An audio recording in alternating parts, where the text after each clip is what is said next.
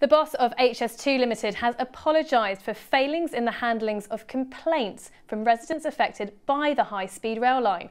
In a recent report, a parliamentary watchdog found that HS2 Ltd's actions had fallen so far below reasonable standards that they constituted maladministration. Well, meanwhile, the government's HS2 Select Committee has published its report after hearing months of evidence from people who live along the route. Joe Campbell has more. And they've got the sound noise from that house there. HS2's engineers and designers were out again today explaining their plans to the public, but they have now passed a major hurdle with the conclusion of the Common Select Committee's work on the HS2 bill.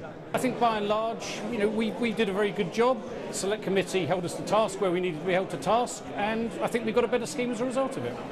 The MPs have visited much of the route. Here in the Chilterns, there was little way of escaping the message of what people wanted from the project. And while they might have perhaps given up much hope of seeing the entire scheme dead and buried, they certainly wanted to see a lot more of the railway go underground than in fact they now will.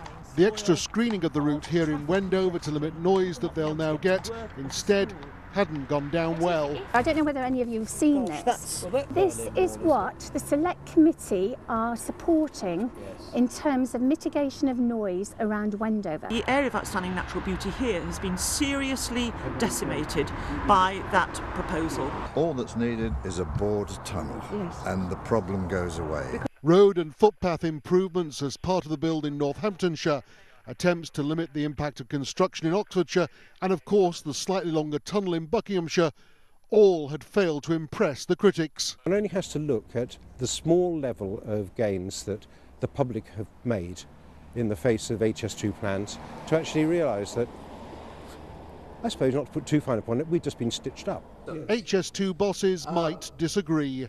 Today they had to apologise to MPs for their record on communicating with the public. I wouldn't want to sit here though and say we can't improve further. We are a learning organisation and we really do want to achieve higher standards. But such apologies aside, tonight they know these plans are moving ever closer to becoming reality.